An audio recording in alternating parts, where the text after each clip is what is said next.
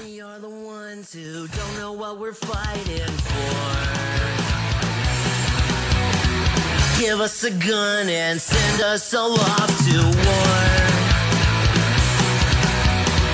We are the ones who grow up in violent homes.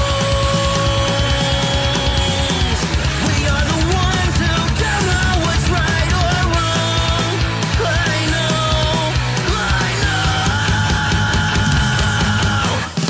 We are the ones.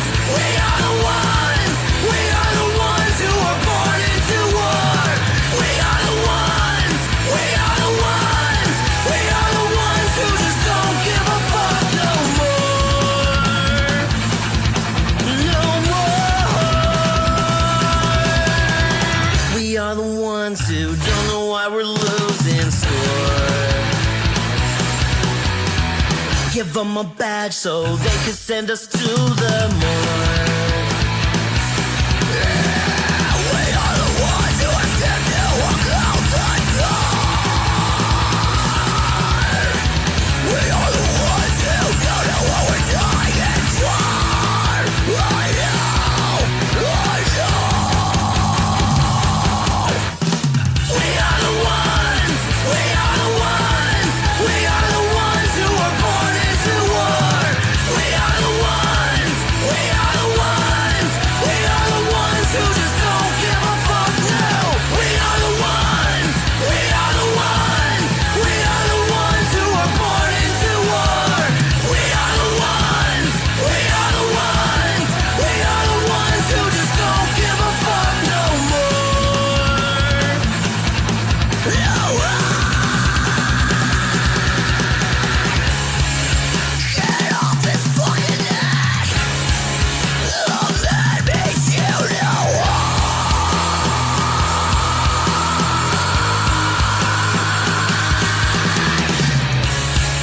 he can't fucking breathe!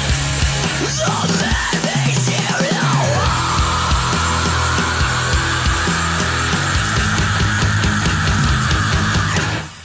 We are the ones. We are the ones. We are the ones who were born into war. We are the ones. We are the ones. We are the ones who just don't give a fuck now. We are the ones. We are the ones. We are the ones who were born into war. We are the ones. We are the ones. We are the ones who just don't give a fuck no more. No more.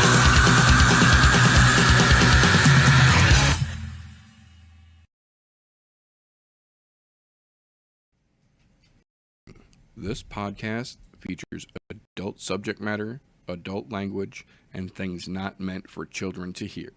Viewer discretion is advised. You've been warned.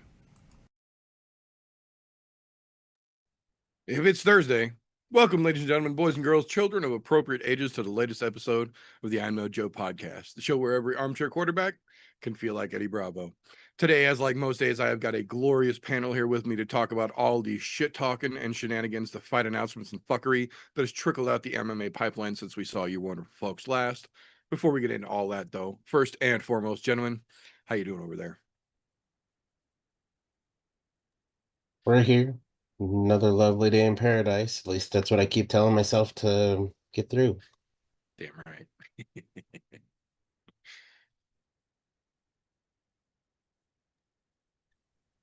I'm doing pretty good myself, man. I'm glad we got some actual shit to talk about this week. News. Hell yeah. So, with that out of the way, we're going to kick things off around here the way we like to, with a little bit of news and recent events, fight confirmations, fight cancellations, rumors confirmed or denied officially, things that are relevant in the fight world for you fine folks to learn about. First and foremost, we do have to tie back a little bit to last weekend because, oh my goodness, did last weekend start an avalanche of shit going forward this weekend. So before we get into all of that, first and foremost, during last weekend's broadcast, they officially announced that the inductee for the pay-per-view last weekend to the UFC Hall of Fame would be none other than Vitor Belfort going into the Pioneer Wing. If you are somehow watching or listening to this show and are unfamiliar with Vitor Belfort, as soon as this program is over, go directly to whatever search engine you prefer, type in that man's name, and spend 5 minutes watching the insanity that that man put forth to help make MMA what it is today. He absolutely deserves his place in the Hall of Fame. So that was very cool to see him get inducted. It is That nice being said, oh, go ahead. it is nice to see those guys during the roided out era actually still get credit for what they did to progress the sport, because he was part of that roided out era. Oh yeah, no, that we had a casual friend of ours watching the fights with us this weekend who was unfamiliar, and I got to point out through the differences in the little video clip that the UFC ran.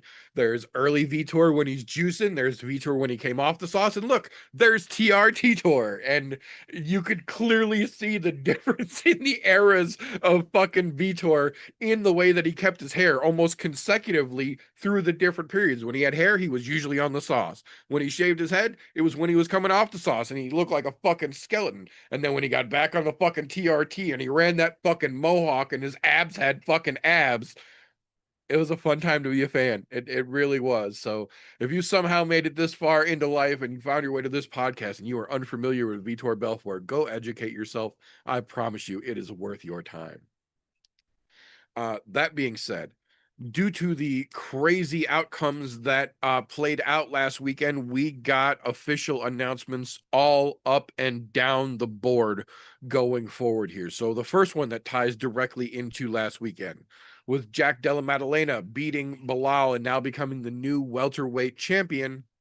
Islam Makhachev has officially relinquished his 155-pound belt and is moving up to 170 to take on JDM, just like he said he would once Bilal was no longer the champion. It just happened to happen a lot quicker than Bilal seemed to have thought it was going to. So Dana has already said both parties have agreed to the fight. They are just trying to figure out when and where they are going to put it. That is the fight they are going to make next. So that is the first of many shakeups going forward. The welterweight division officially got a little boggle shakeup and thrown out here. We will see how that one plays loose. The other one we've got here going forward to 3 weeks from now, because we do have a week off next week. There are no UFC fights. There's not a lot of really any combat sports next weekend. 3 weeks from now, so 2 next week, and then the following is another Apex card. The week after that will be UFC 316 from June 7th over in Newark, New Jersey.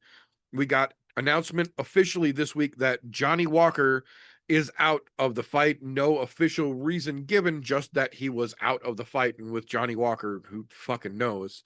But the fight itself will stay on the card. Bredson Rivera will now be taking on Azamat Mirzakhanov on short notice, quote unquote. Like I said, 3 weeks out, but obviously not a full fight camp. Still interesting matchup here, and it's kind of sad to see Johnny Walker just really fizzling towards the what's seeming to be the tail end of his UFC career. He had such a hot fucking splash when he first got there, and then as soon as he started getting cartoonishly knocked out, it kind of all went downhill from there and never really recovered. And now it seems like it's not even the fights themselves that are doing the damage to him. It's the training camps. He's gotten injured, and I think it's 3 of his last 4 fight announcements he's gotten injured before the fight and had to pull out. So seems like the highway miles on old Johnny Walker are starting to catch up here, unfortunately. But Rivera is still staying on the card, and Mirzakhanov should make it an interesting matchup, in my opinion. Kind of a weird pair of announcements, but I feel they are relevant enough, especially if you're following along this show. You are semi-familiar with MMA across the board. June 21st from Fort Worth, Texas, will be Bare Knuckle Fighting Championship number 76. And they added a pair of interesting fights to that card. I don't usually cover much BKFC announcements, but these 2 in particular, I felt warranted talking about here. The first one, a gentleman by the name of Geronimo dos Santos, will be taking on none other than the Pitbull himself, Andrei Arlovsky, in Bare Knuckle on the Fort Worth card. interesting enough, several outlets, not Andre himself, but several reputable news outlets have all called this his quote unquote retirement fight. Interesting if it is, but I have a hard time believing that, since Arlovsky himself just did an interview, I believe 2 weeks ago, and said he still feels great. He feels younger than ever, and he has no plans to slow down or stop doing this anytime soon. But now, magically, a bunch of places are saying it could be his retirement fight. So, just interesting. The other half of that announcement, though, coming out of retirement officially, Jessica I will be taking on Maria Agapova on the June 21st Fort Worth BKFC card. Jessica I was never really known as much of a scary or really predominant striker in her time in mixed martial arts, and she retired probably later than she should have. So the fact that she's now coming out of retirement and going to bare knuckle boxing,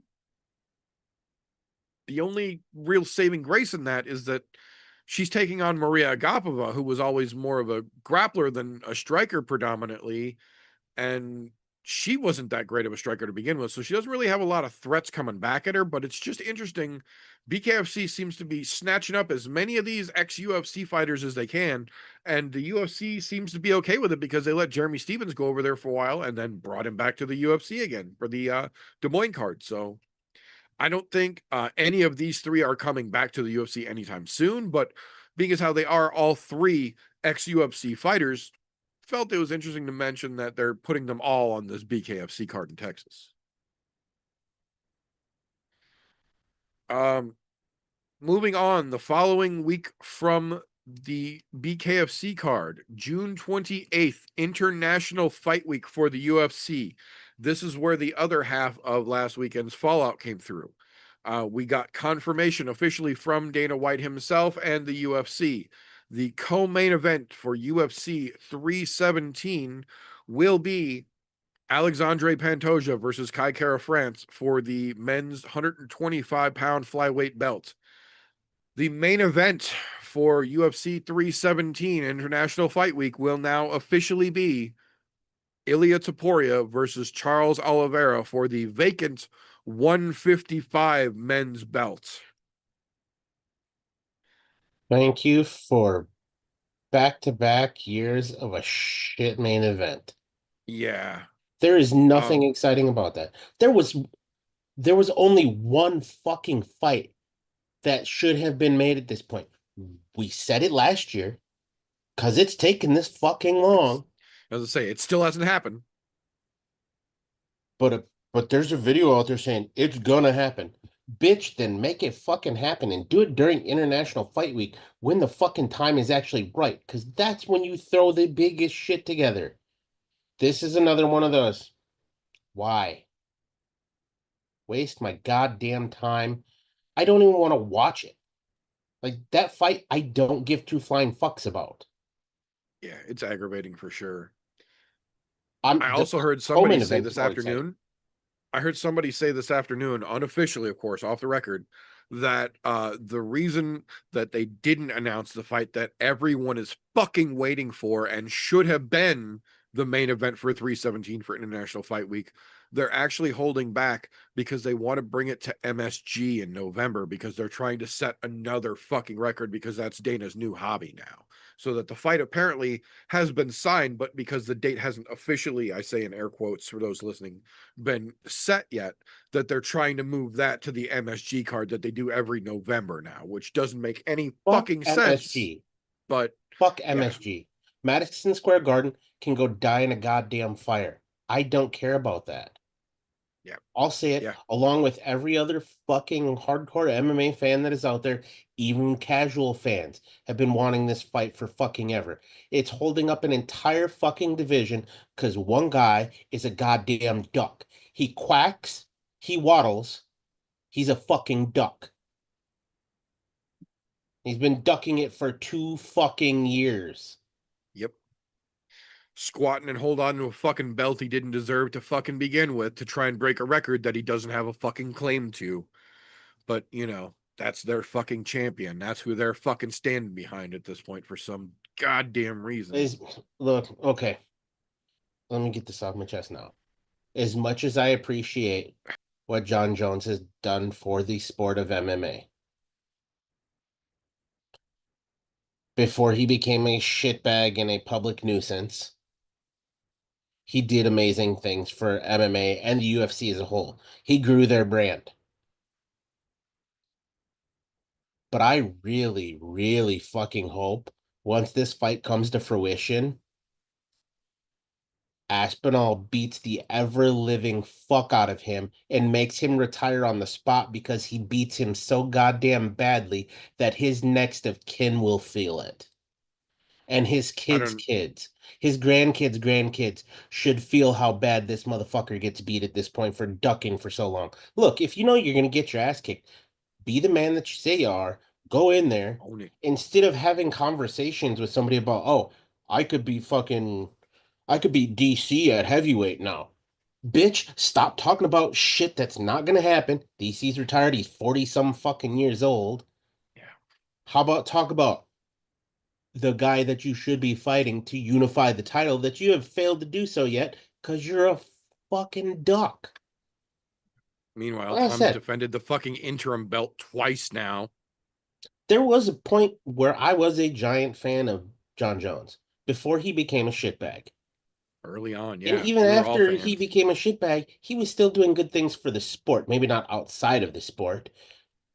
But at this point, I have no respect at all for him anymore. Like, you've lost every ounce of fucking respect.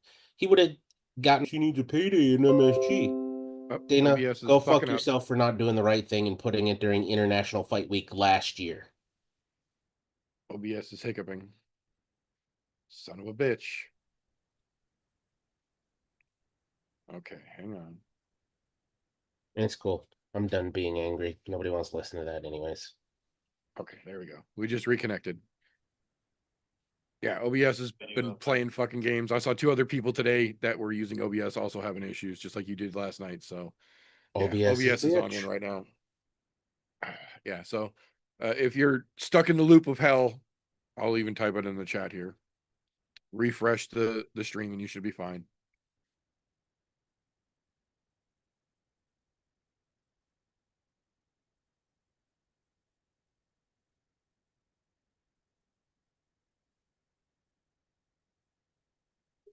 There we go. Okay, so that being said, fuck John Jones. He's ruining everything, and I fucking hate him for it. Moving along though. To the surprise of very few, coming up 2 weeks after International Fight Week, July 12th, the UFC Nashville card got its main event official this week. Derek Lewis taking on Talazin Teixeira in an interesting matchup here. Second fight in the UFC. He's fighting Derek Lewis in a main event. Teixeira could make a name for himself real big if he gets over this one. The week after Nashville, UFC 318, July 19th from down in New Orleans. A pair of interesting fights added to it today. The first one, Ikram Aliskerov versus Bruno Diego Ferreira. Definitely a fucking one that I am interested in to see how that one plays out. See if the Hulk can get past the grappling man. The other interesting one that they added to the card just this afternoon, Amanda Ribas versus Tabitha Ricci. Seems like Ricci is starting to make a little more upward progress as Amanda Ribas slowly starts to sink back down to the level that she appears to be. She's another one that came in like a fucking bottle rocket and seems to have popped and started fucking tailing downwards on her career as well, which is sad to see, but can't everybody be a champion? The following, oh no, yeah, I guess it is 2 weeks after that. July 26th, UFC Abu Dhabi. Excuse me. A whole bunch of fights got added to that card this week. The first one, Billy Alakina versus Ibo Aslan. Interesting matchup. Asu Almabayev versus Ramazan Tamirov. Very interesting fucking fight, in my opinion, here. Nikita Krylov versus Bogdan Guskov. Anthony Smith 2.0 taking on Nikita Krylov. Going to be a fun one to watch, I think.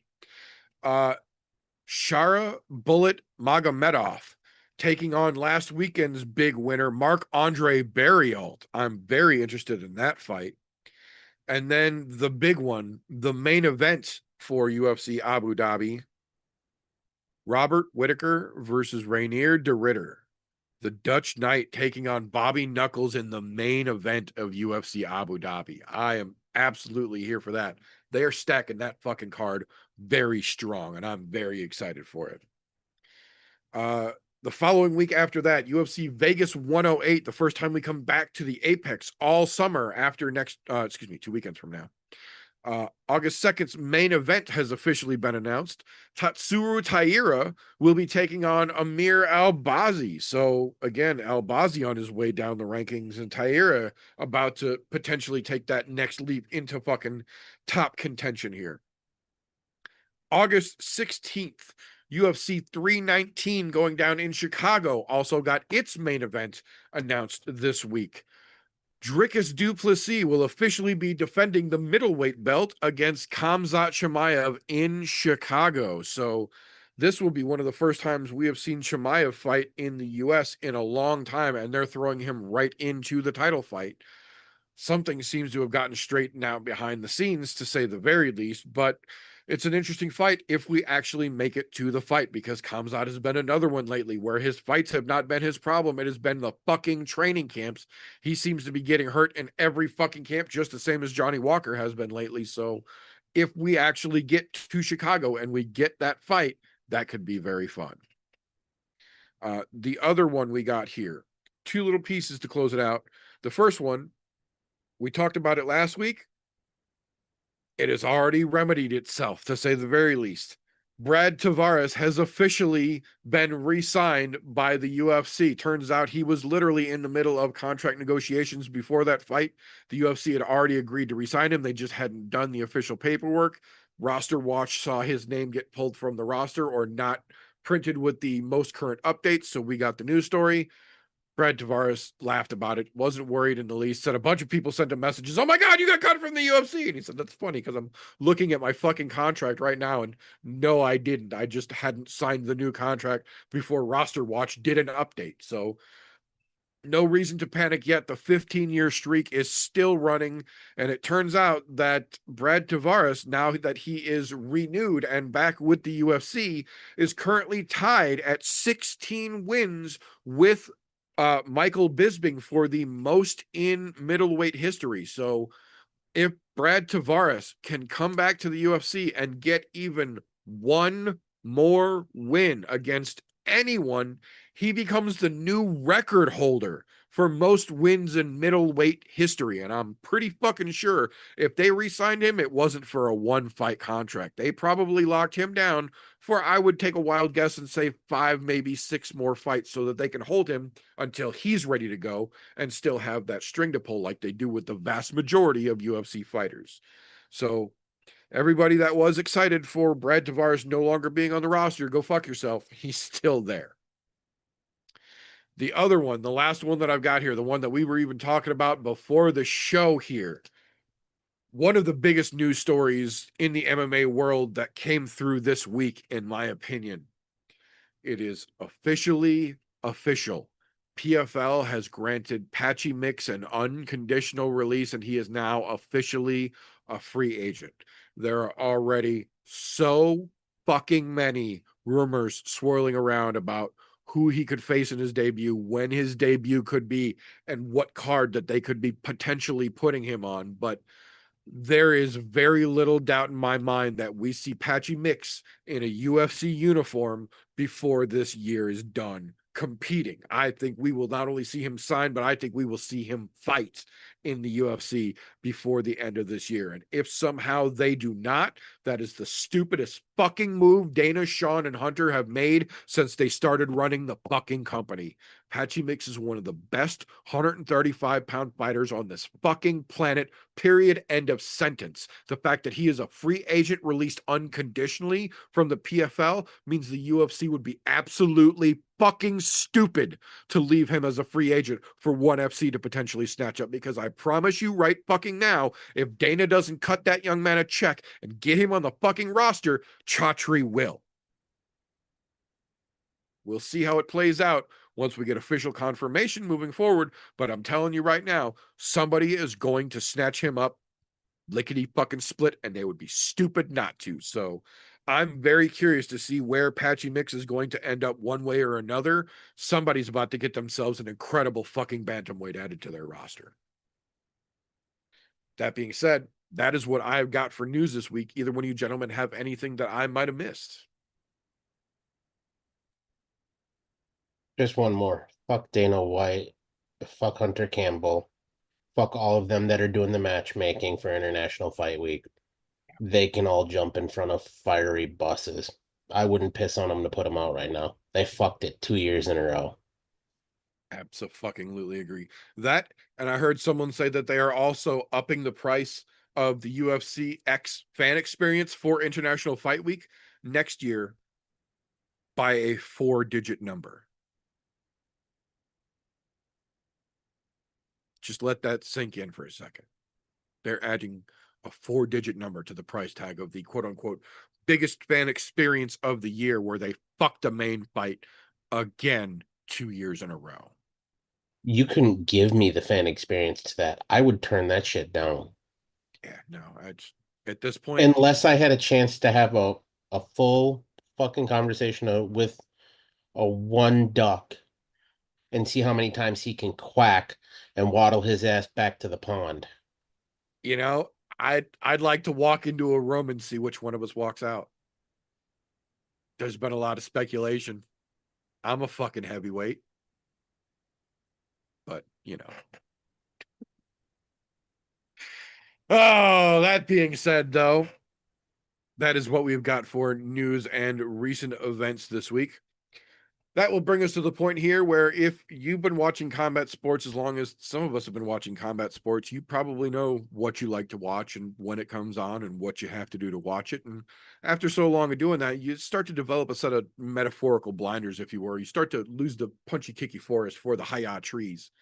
Luckily for us here on the show, we've got ourselves a bona fide young person out there diligently and delicately fingering the pulse of the MMA world to help keep us abreast of all the names that are going to be names before they're even starting to be names in a little segment that we call Slows, Cans, and Contenders. Appreciate you, brother. So, like always, start off with the trash. We'll toot my horn just a little bit for fucking last weekend with Jack Della Maddalena, man. Give that kid all the respect in the world for actually doing it, becoming champion. Mentioned it on our pod last week. He could become a hell of a superstar now that that fight's coming up with Islam. How he whooped Bilal's ass. He's got a chance. I think a lot of people will say he's got more of a chance than they would have ever thought. He beats Islam. The kid's a superstar.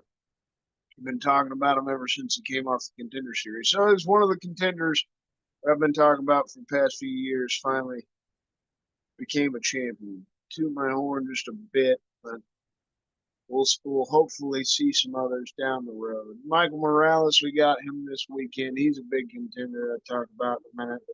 You got to get rid of the trash first.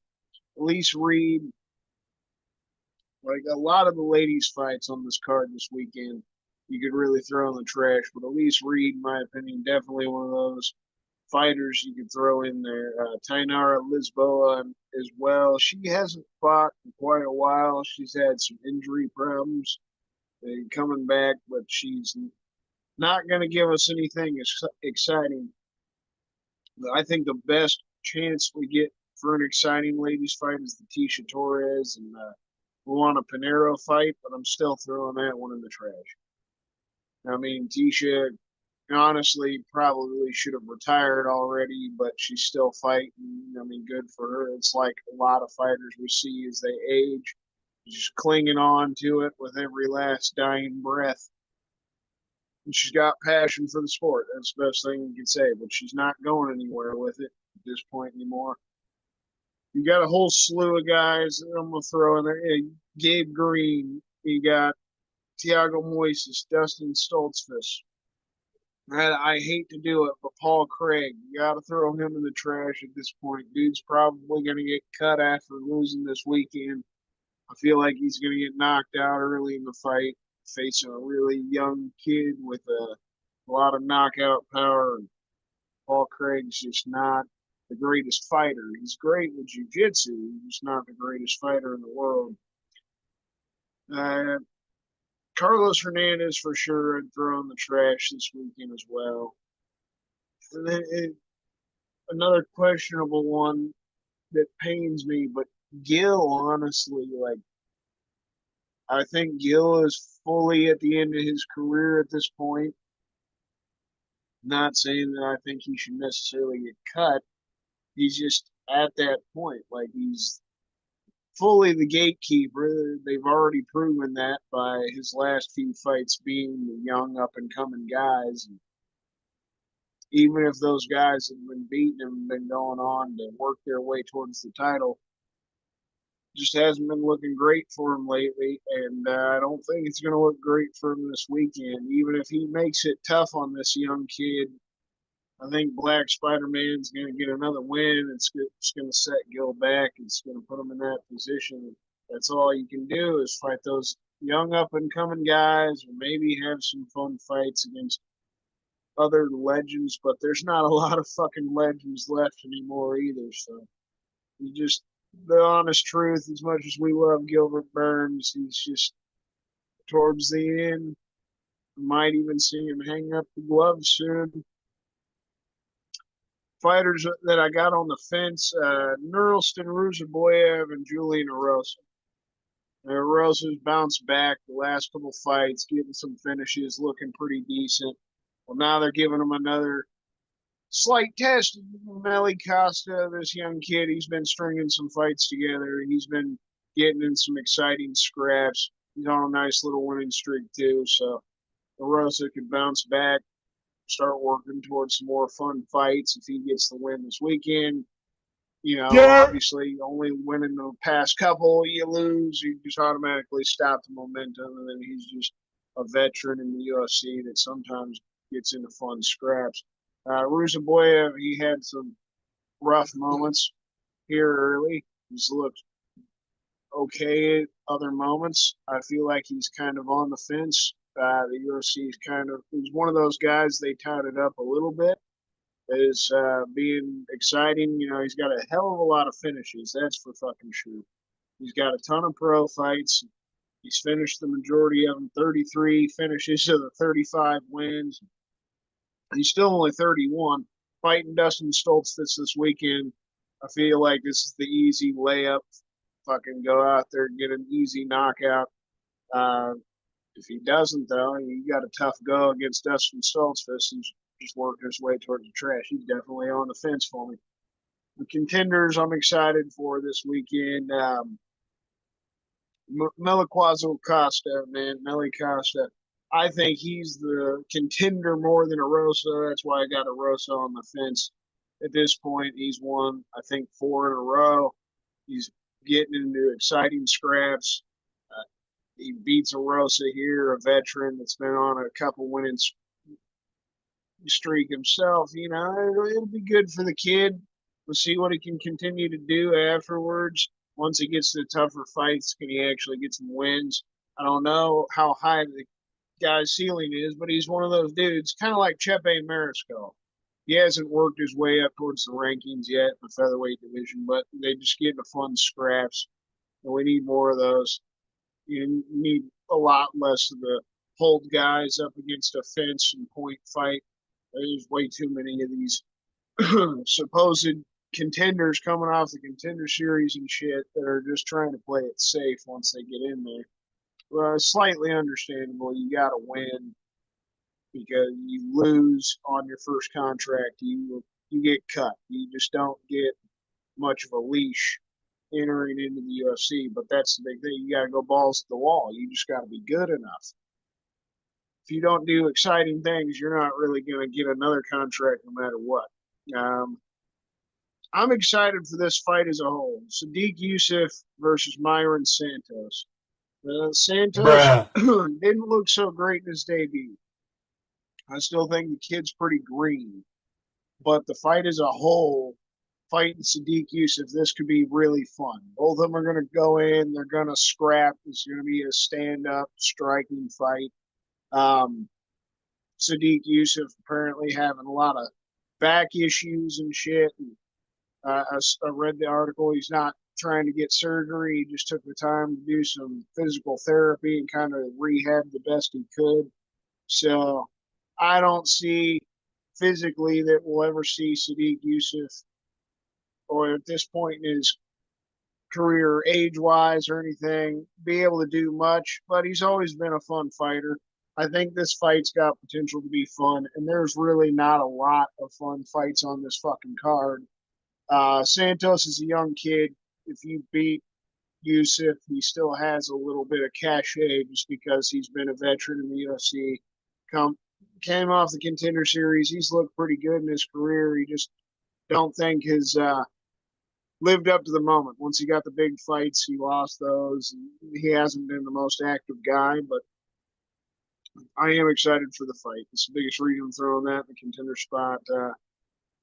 Rodolfo Bellato, I feel like he's an actual contender. That light heavyweight division is so fucking thin. He's shown some excitement. He's got the knockout power. Paul Craig, like I said, want to throw him in the trash, man. I like the guy. He's always had a great personality. He's a hell of a jiu-jitsu artist, but he's not a great fighter. He's probably going to get knocked the fuck out this weekend. He'll wind up getting some walking papers.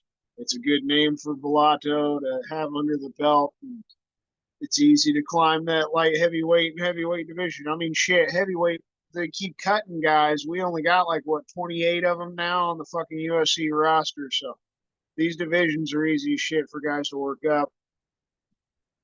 I do like Hun Seung Park. I think this 29-year-old undefeated 9-0 kid, 8 finishes of the 9 wins. He's exciting. He's got some potential, and he's getting an easy layup himself against Carlos Hernandez. Those flyweight fights are always pretty fun, so I'm looking forward to that one. It's hard to understand how to pronounce this dude's name. Yadier Devale. That's the best I could do. Another young guy, 28 years old, 8-0, undefeated, getting another layup in his UFC debut. So, interesting fucking name there. But we'll see how he does. A couple of young undefeated guys are interested to see how they do it. Finish it off, obviously. Black Spider-Man, he goes out, gets this win against Gilbert Burns. It'll be no different than what we saw out of Jack Della Maddalena. He fucking got his ass whooped, in all honesty, for 2 rounds by Gil, and he wound up getting the knockout and having a year and a half layoff. The motherfucker won the championship. So the potential is potentially unknown. I will say Michael Morales, in my eyes, I've been talking about him for the past couple of years. Love the kid. I think he's got all the potential in the world.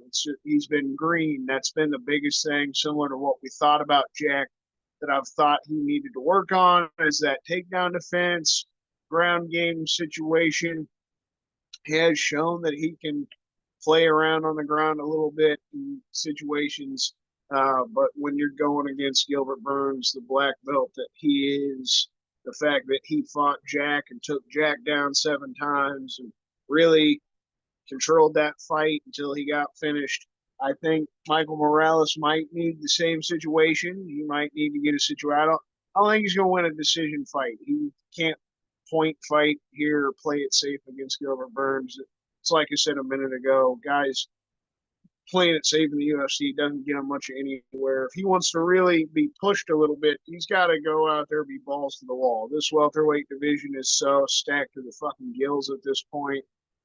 He's got to go out there and really prove something. He's got to either put on a master class and just dominate Gil like Jack just did to Bilal, to where every time Gilbert tries to get inside or shoot, he just can't do anything. Or every time he goes inside, he's getting hit with something, or he's got to get the finish. I'm taking it on Tapology that he gets a finish deep into the fight. We'll see how good the kid really is this weekend. I'll keep touting him up. It's not going to look great for me if he gets the loss, but this is the point. You've got to hype up certain kids with the true potential, and lately some of them have been living up to the potential, like Jack Della Maddalena. We'll see if Black Spider-Man can do it himself. Like I said, still a little green. I think this will be his toughest fight. It might look a little like Jack's, but he gets this shit done. It's going to help him move up. Like I said, he's got to do something exciting to really put himself in a good spot. This is such a deep division at this point, especially up at the top. We've literally got like 5 serious contenders that are all about to have to just sit their ass on the bench while Islam comes on up. And then we'll see what happens with all that. Won't that be fucking interesting? So they made him vacate today. Wouldn't that be some crazy shit? He goes up, he fights Jack later this year. He wins, right? He becomes champ. And then he's like, oh, fuck you, Ilya. Ilya wins the belt. Yeah, I'm going to come back down and fight Ilya. So then they make him fucking vacate the welterweight belt just after winning it. It's like, oh, what was the fucking point in all this shit, really? And then he goes back down and fights Corey, which is a fight we could have already just been getting here in June. And then welterweight just has to fight for a vacant belt. It could be very fucked for that slew of dudes at the top already. It might be very tough for Morales to really crack himself close towards the title for a while, but got a lot of fucking potential there for that kid. I'd like to hear what you boys got.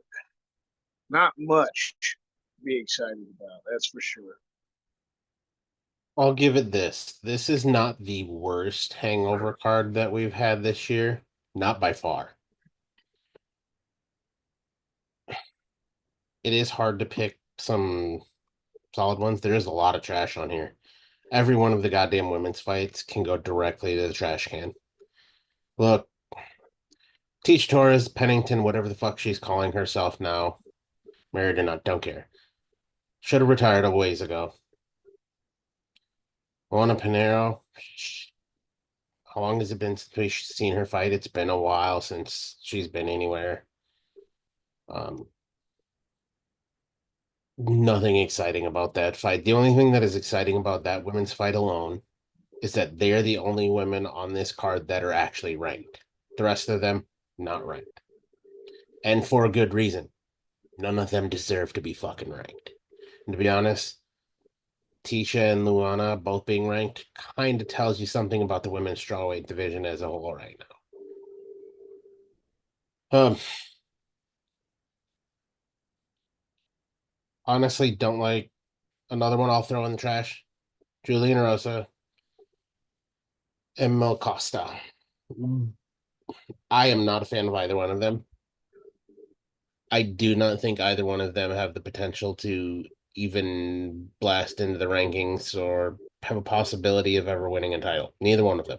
I mean, yeah, they're featherweights, so they're gonna have a little mustard for all 3 rounds, but Dustin Stoltzfus should have been cut a long time ago. Ruziboyev, he's hit or miss at best.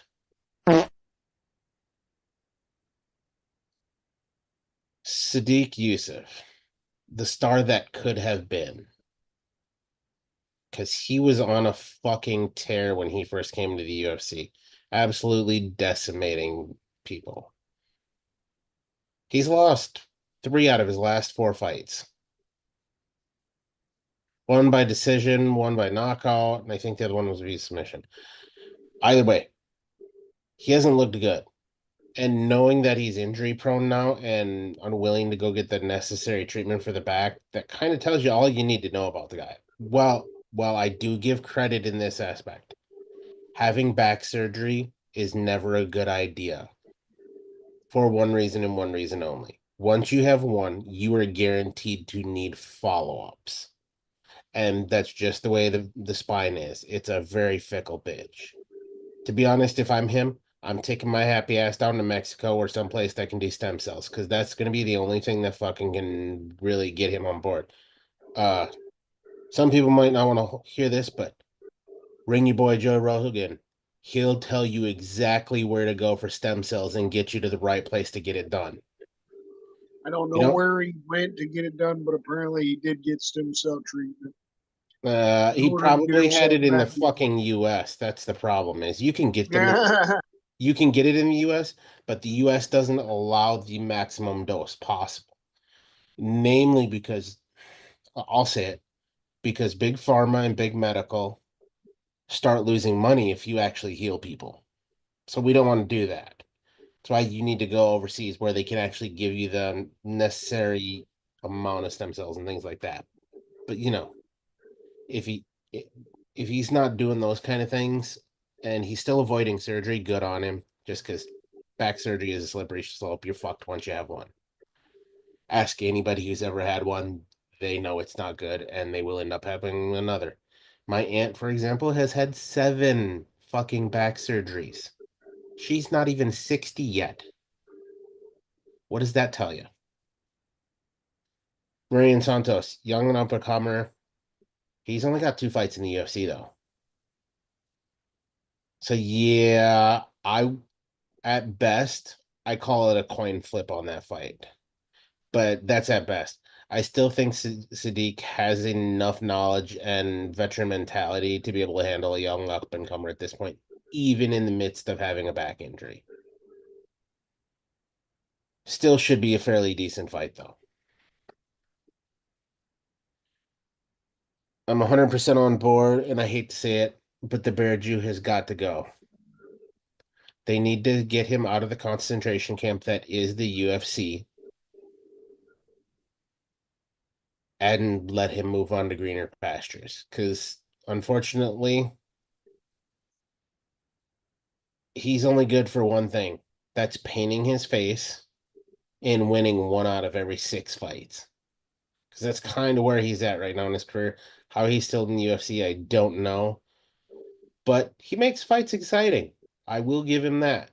Because he blocks with his face and then throws up a whole bunch of submission attempts off his back as he's blocking with his face. Rodolfo's only got to do one thing. As the Black Beast would say, just stand up. Don't go to the fucking ground. Just stand up. If you see he's hurt, don't go to the ground. Wave his ass back up. Put him down. I love the Bear Jew. I really do. I like the guy as a whole. And as a fighter, I like him. But he's just not cut for the UFC. Unfortunately, I think what'll happen to the Bear Jew is what is happening with a lot of former UFC fighters. He's gonna go where all UFC fighters go to die. BKFC. There, I said it. I don't care who hears it. That's where all UFC fighters go to die and end their career. And then when they all of a sudden get a comeback fight, they get their ass beat. If you don't believe me, go watch last week's card. Gilbert Burns, Michael Morales. Michael Morales, definitely contender worthy. Gilbert Burns is the only person on this card that I will call a contender still. I don't think he's been in the right space for quite a while. And I think part of that is he's spending way too much goddamn much time fucking podcasting versus goddamn training.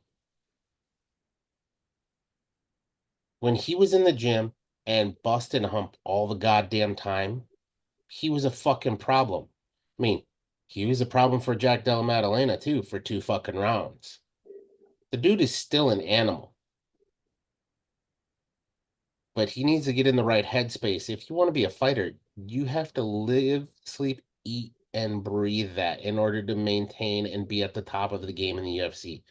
So you got guys like Michael Morales, they're not on a podcast every fucking day of the week. They're not on, he's in there grinding. That's a scary fucking thought. To be honest, I'm glad this is a main event on a UFC fight night. I like this as a main event for 2 reasons. We know Gilbert Burns is going to be a tough fight for anybody. There's a good chance he will get knocked out, but he's always going to come out guns blazing. He's going to go out on his shield, or he's going to put somebody out on the end of the sword. Michael Morales, he's been a terror so far. But there are holes in his game, and Gilbert Burns is just the guy to test those fucking holes. So this one, honestly, in my opinion, best fight of the night, and it just so happens to fall as the main event, which well done on that, even though you guys can't fucking book John Jones and Tom Aspinall, you sorry sons of bitches. You guys haven't noticed there's a common trend. Once I saw that fucking main event for International Fight Week, I almost threw my phone. Then I remembered it's brand new. I can't do that, so we're not gonna do that nonsense. But yeah, as a whole, this fucking card sucks. It's not the worst shit card we've seen, but I am excited to see some fucking old heads beat the hell out of each other and one of them get walking papers. And I'm talking about fucking Jared Gordon and Thiago Moises. I really hope somebody gets fucking walking papers out of that because both of them shouldn't be in the UFC anymore. I said it. It's hard to find something good on this card. It really was because a lot of this is just shit.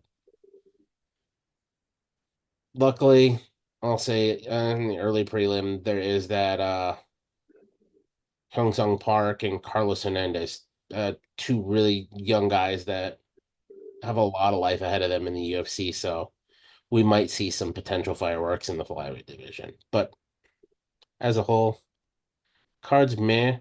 Yeah, there's a lot of names that are known on here, but they're not great anymore. This is that you guys understand how the USDA works. You have prime, you have choice, and then you have the grades that they send to like fucking prisons. This is kind of that somewhere between choice and the grade that they send to prisons. It's pretty fucking bad.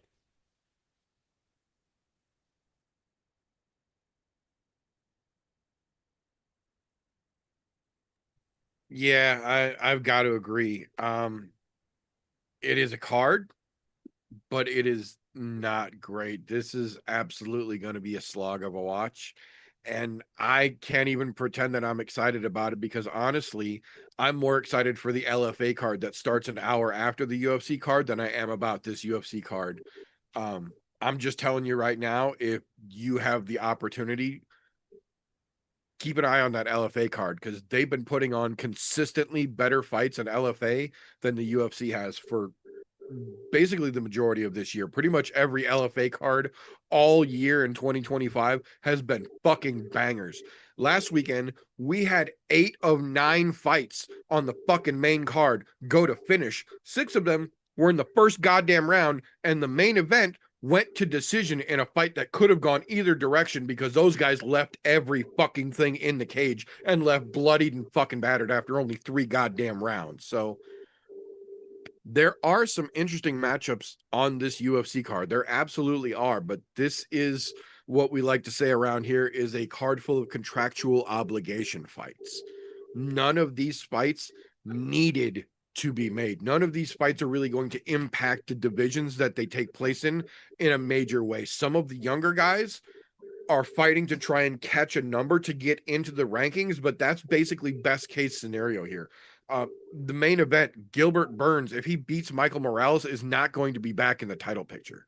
Same thing, vice versa. If Morales beats Gilbert Burns, it will absolutely be a fucking shiny feather in his cap, and it will absolutely open new doors for him higher up the rankings, but it's not going to put him into the title conversation here. Like they've both mentioned here, I have a very strong feeling that if Rodolfo Bellato goes out and does to the Bear Jew what we all think he's going to do,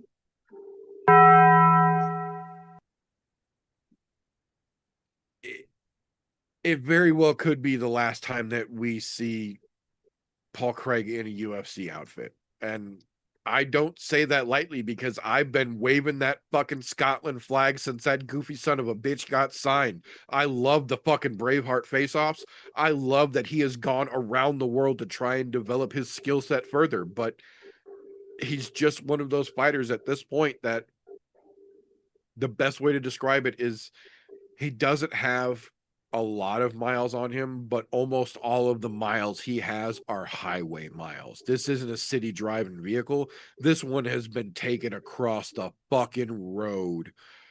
And at this point, I love Paul Craig, but he's just shown us several times in a row now that he's just not able to compete with top UFC caliber athletes. And that's nothing to shake a stick at, because we've seen plenty of guys, big fish in a small pond. They get to the UFC, they get one fight, get fucking murdered, and that's it.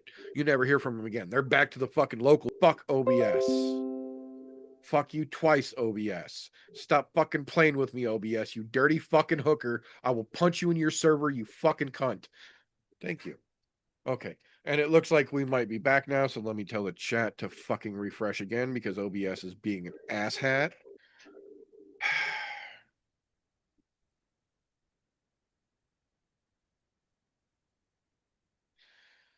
Fucking shit.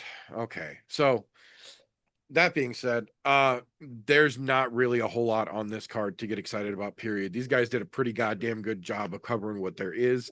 I'm here to tell you, if that ain't your cup of tea, an hour after the UFC starts, the LFA card comes on, and it's worth fucking watching top to bottom if you're not interested in UFC.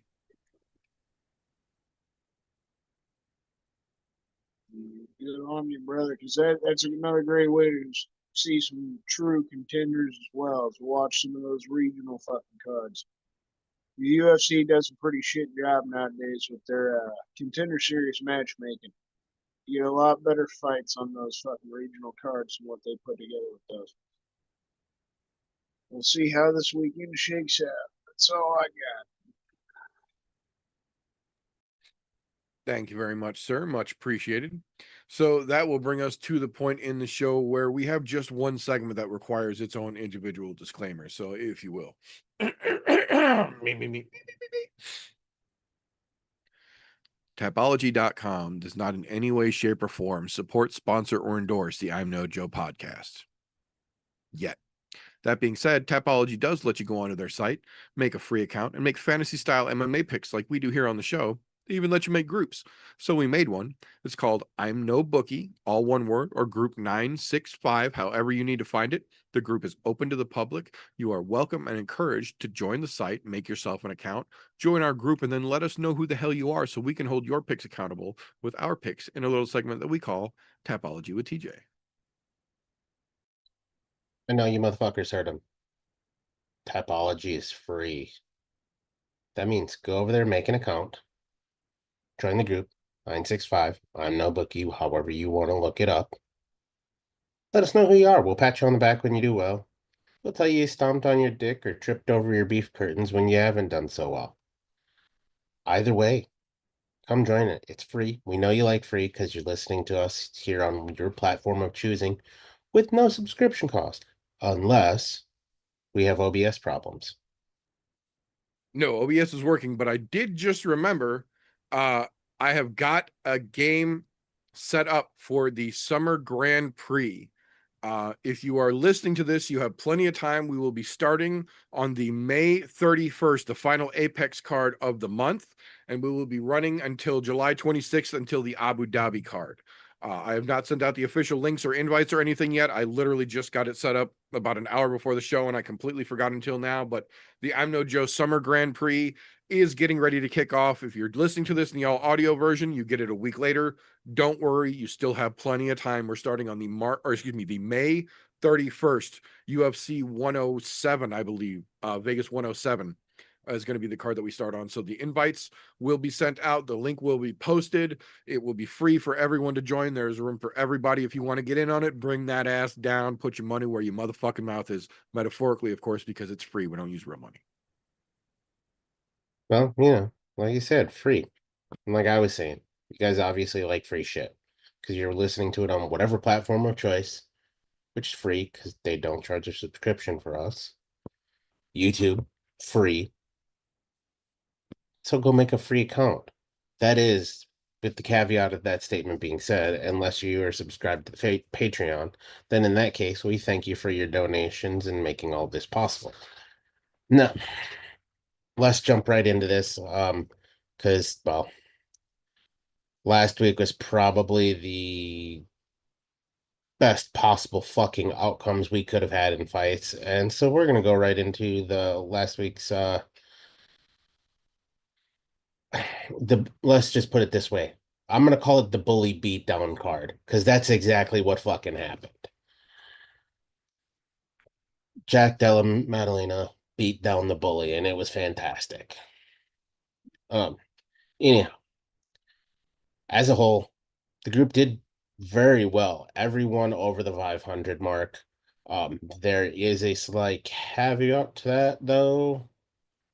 Somebody had to win and somebody had to fucking lose.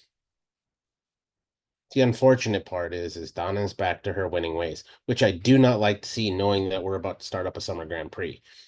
Not a good sign.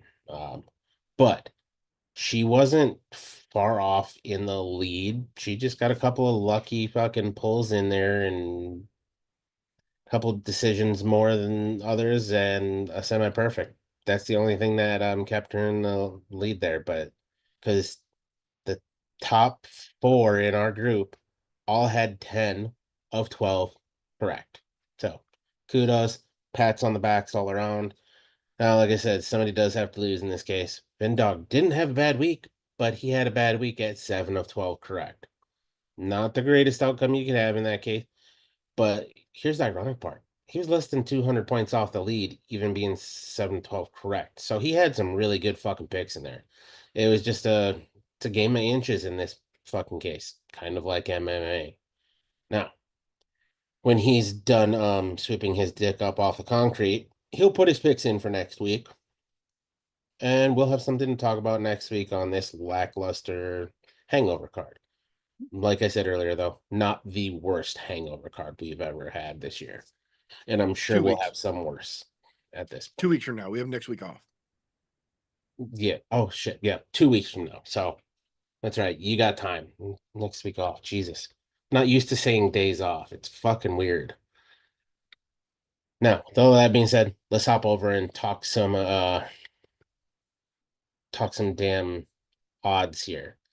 I'm gonna be using Caesars this week because BetMGM just seems to not want to be doing fight odds anymore. So I'm over them.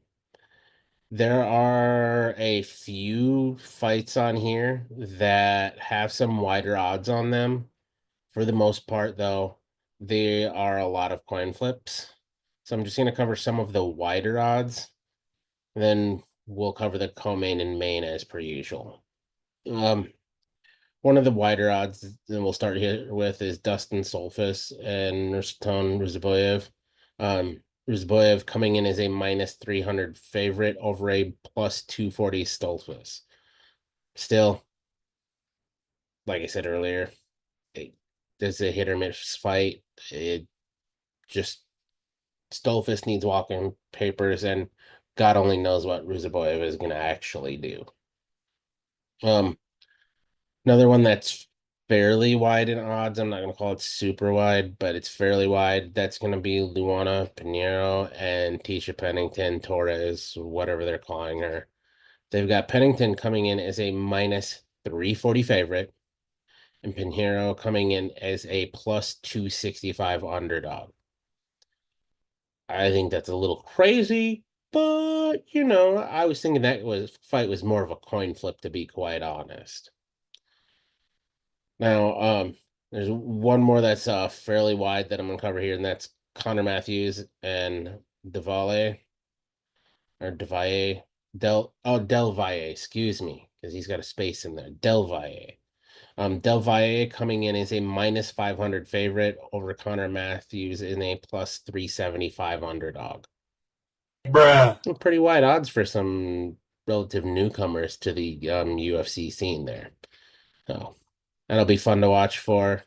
Don't bet the house on any of these. I really don't think it's worth it at this point. Now, one of your wider odds on the card here is going to be Denise Gomez and Elise Reed. They've got Gomez coming in as a minus 650 favorite over a plus 460 in Elise Reed. Makes sense. Elise Reed is a shitbag as far as fighter is concerned. Denise Gomez, still not great, but much better than Reed, which that's saying a lot. Now, on to the last two, which is going to be the co-main and main, which surprisingly enough have some of the widest odds on the card in those. Rodolfo, Bellato, and fucking the Bear Jew, Paul Craig. They've got Bellato coming in as a minus 550 favorite over a plus 400 underdog in Paul Craig.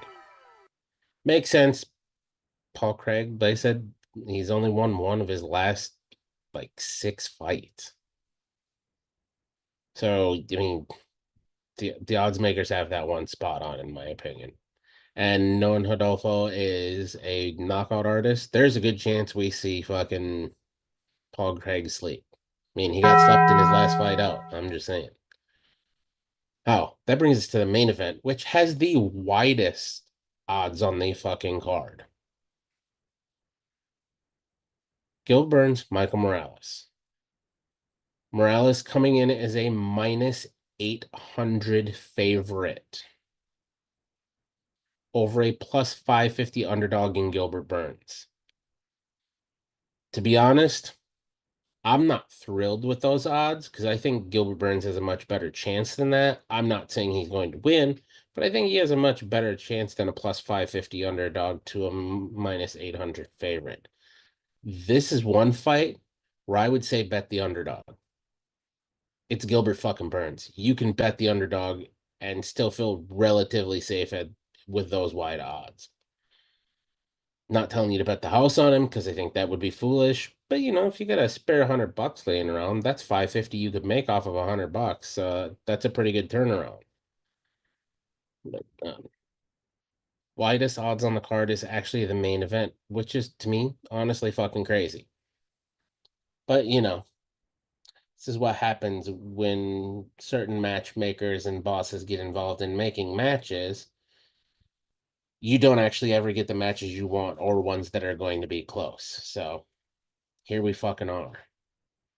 But that'll take care of everything for this week. Like I said, next week we will have off. We will be back that following week when the start of the Summer Grand Prix starts. So 2 weeks. Go get your free shit. Sign up. Let us know who you are so we can get an invite out to you for the Grand Prix. And join us. It's a good time. You only got to pay attention to it for like 6 weeks, 6, 7 weeks. That's it. And then you can go back to obscurity because, I'm pretty sure you're not going to keep up with us. Yes, that's a challenge. Good luck. Yeah, absolutely. I agree. If you think you know better than we do, put your internet money where your fucking mouth is. Tapology is free to join. The group is free to join. The contest costs you absolutely nothing but a few moments of your time once a week to lock your picks in. That's it. You think you can beat us? Bring it. We welcome the challenge. Our receipts are public information. Our Tapology profiles are all public. You can see exactly what our records are. And I proudly stand behind my fucking black belt on Tapology. So if you think you can take us, bring your ass on. I'm no bookie. All one word, group 965. If you need to find it that way, join it. Let us know who you are, and we'll see just how well you can stand with us.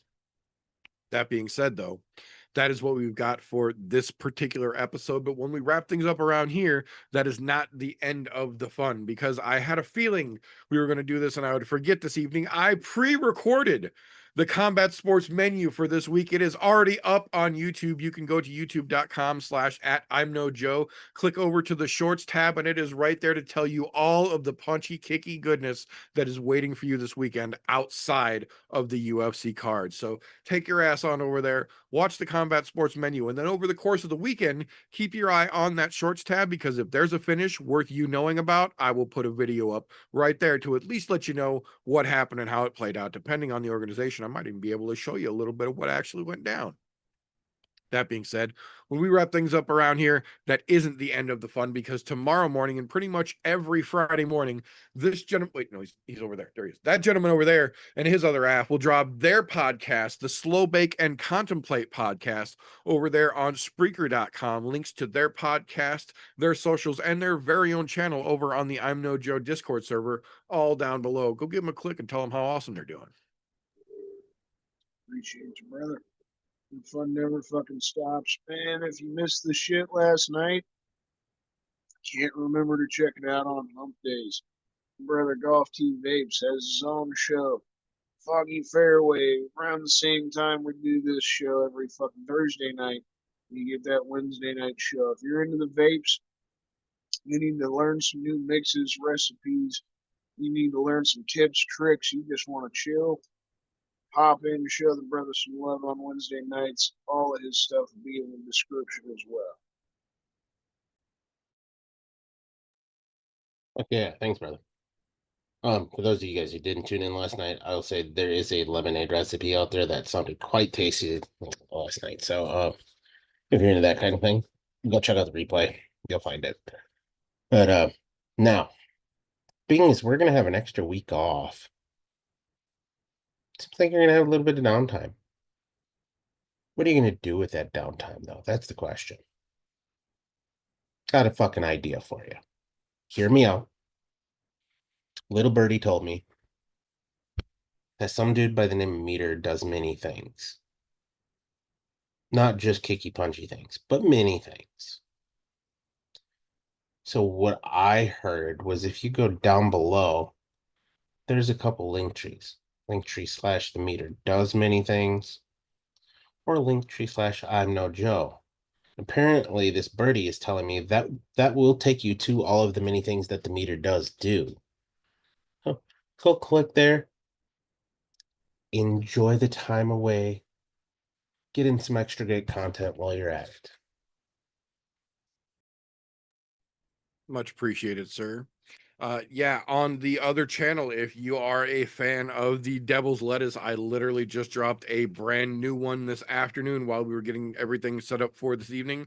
And if you need something to do next week while we are not here to keep you entertained, I've got a whole nother video dropping next week as well. So if you're into that kind of thing, hit those links down below. Otherwise, we will see you back here in 2 weeks from now. If you're listening to the all audio version, you're going to get a weird breakup in the middle there, but we will be back for the full I'm No Joe podcast here on youtube.com/@I'mNoJoe.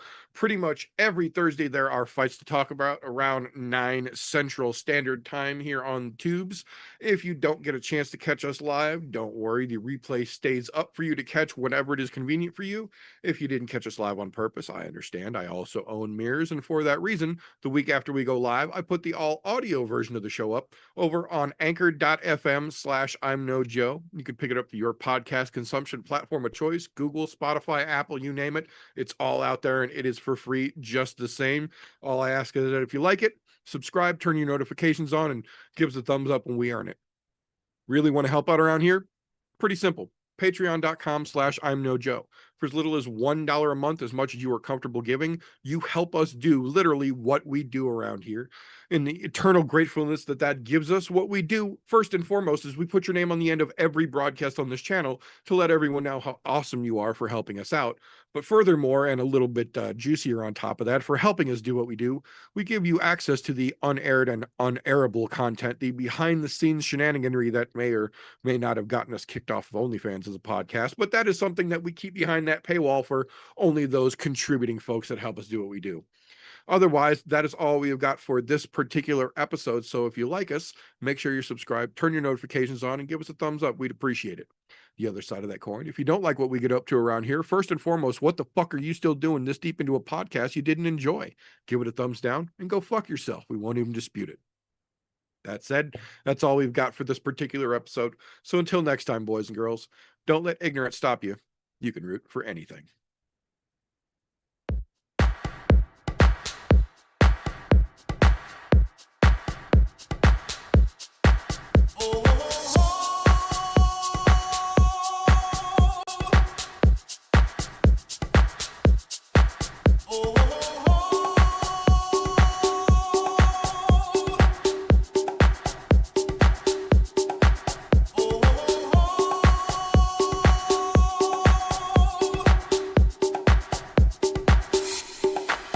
Everybody was kung fu fighting.